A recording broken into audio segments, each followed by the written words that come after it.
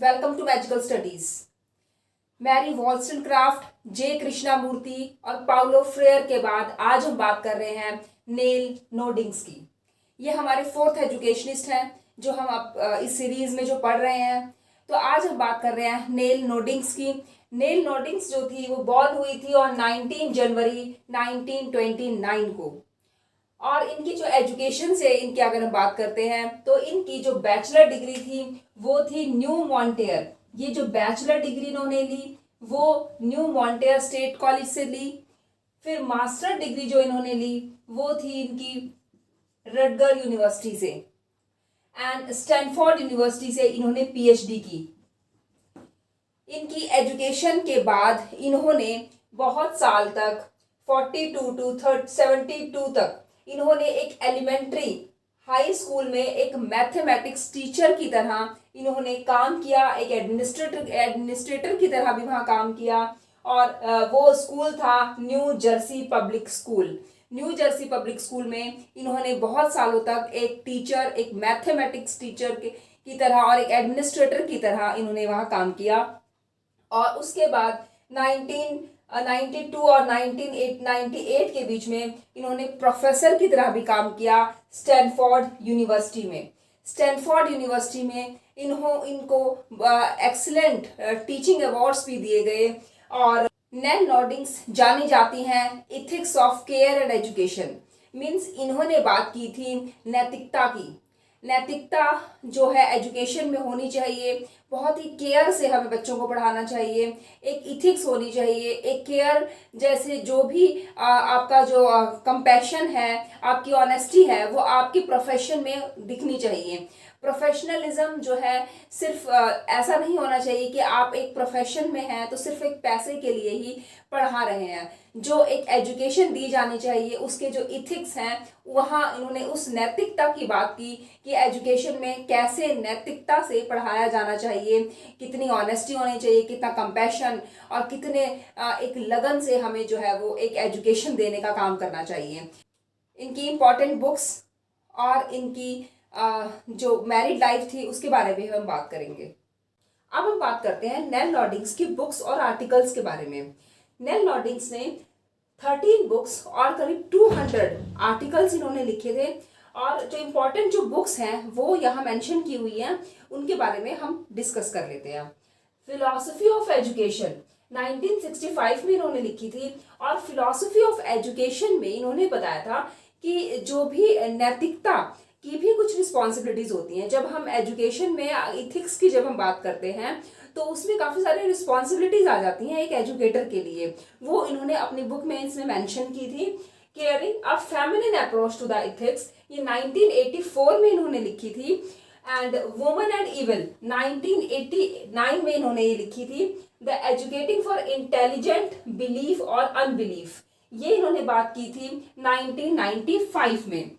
The educating moral peoples 2000 में ये लिखी थी।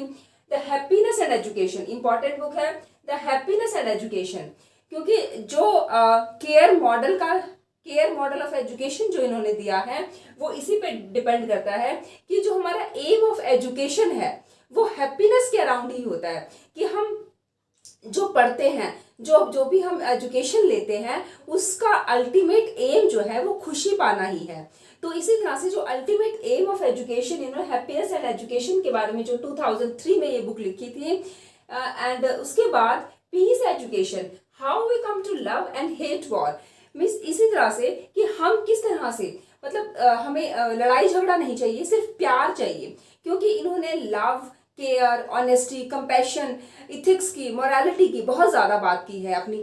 जो इन्होंने जो इतना ज़्यादा एक्सपीरियंस जो था इनका, जो टीचिंग एक्सपीरियंस इनके पास बहुत सारा था, उन टीचिंग बेसिस पे इन्होंने अपने एक्सपीरियंस के बेस पे इन्होंने सारी बुक्स लिखी। और ये बहुत ज़्यादा लव और केयर को बहुत ज़्यादा इंपॉर्टेंस देती थी। और नेक्स्ट इन्होंने बुक लिखी education and democracy in 21st century 2013 में। 2013 में इन्होंने बुक लिखी, बहुत इंपॉर्टेंट बुक है ये भी, अक्सर एग्जाम्स में पूछी जा रही है। एजुकेशन एंड डेमोक्रेसी के बारे में भी इन 21st सेंचुरी 2013 में। अब हम इनकी लाइफ हिस्ट्री देखेंगे और इनका जो एजुकेशनल जो एक व्यू था इनका एजुकेशनल फिलॉसफी क्या है उसकी अब हम डिस्कस करेंगे। नेल नॉर्डिंग्स के हिसाब से शिक्षा क्या है। नेल नॉर्डिंग्स ये विश्वास करती थी कि जो शिक्षा है वो उसका जो एम ऑफ एजुकेशन है वो क्या होना चाहिए। एम ऑफ एजुकेशन जो है वो शिक्षा का होना चाहिए कि to produce competent means capable, skilled या फिर सक्षम इंसान या सक्षम पीपल्स जो है वो एम ऑफ एजुकेशन होना चाहिए कि एजुकेशन का ये उद्देश्य हो कि वो सक्षम इंसान पैदा कर सके और वो केयरिंग भी हो, लविंग एंड लवेबल हो। लविंग और लवेबल का मतलब है कि जो प्यार को एक्सप्रेस कर सके, दैट इज लविंग, और लवेबल मीन्स वो प्यार करने योग्य भी हों, मतलब वो खुद भी उनके अंदर इस तरह की क्वालिटीज हों कि उनको प्यार किया जा सके और वो दूसरों को भी प्यार दे सके, उनकी केयर कर सके, और स्किल्ड हों, मतलब उनके अंदर इस तरह की खूबियां हों, स्किल्ड हों, सक्षम हों वो अपने आप में। इस तरह का जो एम ऑफ एजुकेशन है वो नेल नॉर्डिंग के हिसाब से शिक्षा का उद्देश्य इन्होंने बताया यहाँ। हम ये कह सकते हैं कि नॉर्डिंग जो थी ये विश्वास करती थी कि जो स्टूडेंट्स हैं वो इस तरह की नॉलेज या स्किल्स जो है वो गेन करें ताकि जो जितनी भी चीज़ें उनको चाहिए होती हैं जब वो अपने एक संसार में एक जगह कहीं रह रही होते हैं या जब नेविगेट करते हैं, घूमते हैं, तो इस तरह की नॉलेज जो है उनको होनी चाहिए ताकि वो अपनी नॉलेज जो है वो उस टाइम पे यूज़ कर सकें और साथ ही साथ अपने चिल्ड्रंस की केयर कर सकें।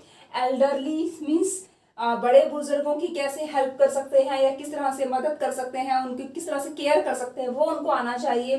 एनिमल्स के बारे में भी उनको पता होना चाहिए और एनवायरनमेंट कि पर्यावरण भी हमारा किस तरह से सुरक्षित रखा जा सकता है या उनके बारे में, उनके उस केयर के बारे में, पर्यावरण को किस तरह से केयर चाहिए होती है वो भी उसको पता हो। मतलब इस तरह की जो एम ऑफ एजुकेशन और इस तरह का जो विश्वास था वो नेल नॉर्डिंग्स करती थी।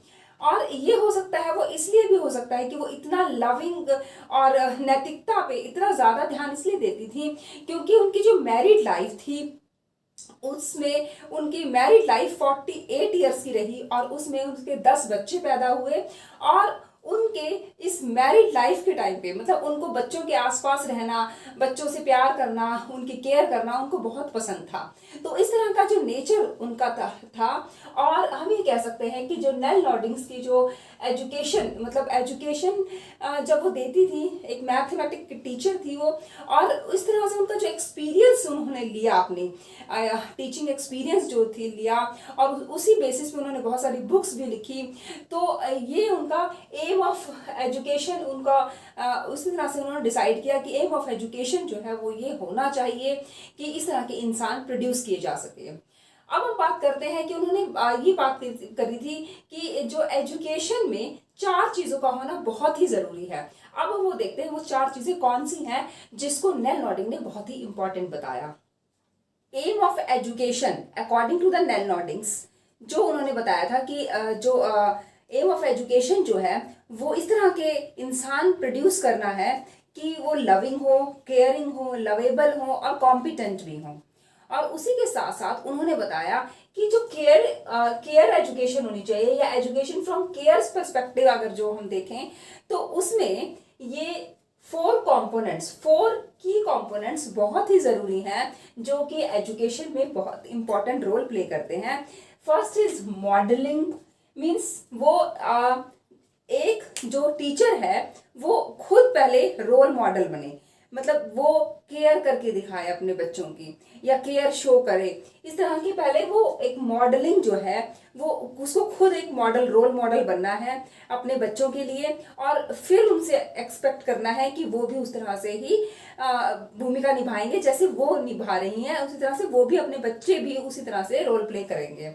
दूसरी है डायलॉग मीन्स अगर जब उनको चीज़ें नहीं समझ आती तो डायलॉग्स करने चाहिए, उनके साथ वार्ता जो है उनको करनी चाहिए ताकि वो उस चीज़ को और अच्छी तरह से समझ सके और बच्चों को अपनी डायलॉग से उनको ये चीज़ें समझानी चाहिए। थर्ड कंपोनेंट है प्रैक्टिस। ये चीज़ें प्रैक्टिस में लेते रहने चाहिए, ताकि प्रैक्टिस के थ्रू वो उसकी डेली लाइफ में या लाइफ में वो चीज़ें उतर जाएं। अब इसमें हम ये देख रहे हैं एजुकेशन फ्रॉम केयर पर्सपेक्टिव की हम देख रहे हैं। और पर वैसे भी वो जो थी वो एक मैथमेटिक टीचर थी। मैथमेटिक टीचर होने की वजह से वो वैसे भी मैथ्स में प्रैक्टिस की बहुत ज़रूरी होती है, तो इसीलिए उन्होंने प्रैक्टिस को भी यहाँ पे एक इम्पॉर्टेंट कॉम्पोनेंट बताया है। Fourth component is confirmation. उसके बाद एक टीचर को ये कंफर्म भी कर लेना चाहिए कि वो सारी चीज़ें जो उसने सिखाई हैं वो कंफर्म हो गई, अब पुष्टि हो जाए उनकी कि वो अब बच्चा सीख चुका है। ये 4 कंपोनेंट्स बहुत ज़रूरी है। Care perspective, education from care perspective, अगर हम बच्चों को बहुत ही केयर से पढ़ाना चाहिए, मतलब वो बहुत ही प्यार से केयर से बच्चों को पढ़ाती थी, और इसी वजह से जो स्टूडेंट्स वो पढ़ाती थी वो बच्चे भी बहुत ज़्यादा लविंग होते थे, लवेबल होते थे और कॉम्पिटेंट भी होते थे, अपने आप में सक्षम भी बनते थे। तो वह इसीलिए ही था क्योंकि उनका जो पढ़ाने का जो तरीका ही था वो सबसे अलग था, डिफरेंट था, इसीलिए ये जानी गई। लविंग पर्सपेक्टिव की वजह से ये जानी गई हैं और बहुत ही मोरालिटी की वजह से जानी गई हैं। इनकी जो नैतिकता की बात करती थी, मोरालिटी की बात करती थी, इन्होंने अपनी बुक एजुकेशन और हैप्पीनेस में भी ये चीज़ें बताई हैं। तो आज हमने बात करी कि नेल नॉर्डिंग्स की जो लाइफ कैसी थी।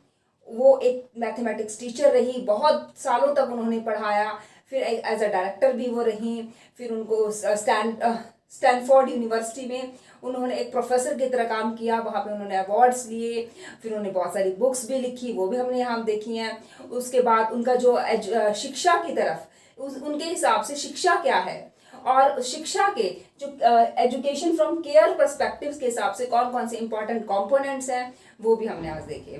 तो आप मेरे साथ ऐसे ही जुड़े रहिए, वीडियो को लाइक शेयर और सब्सक्राइब करते रहिए। धन्यवाद।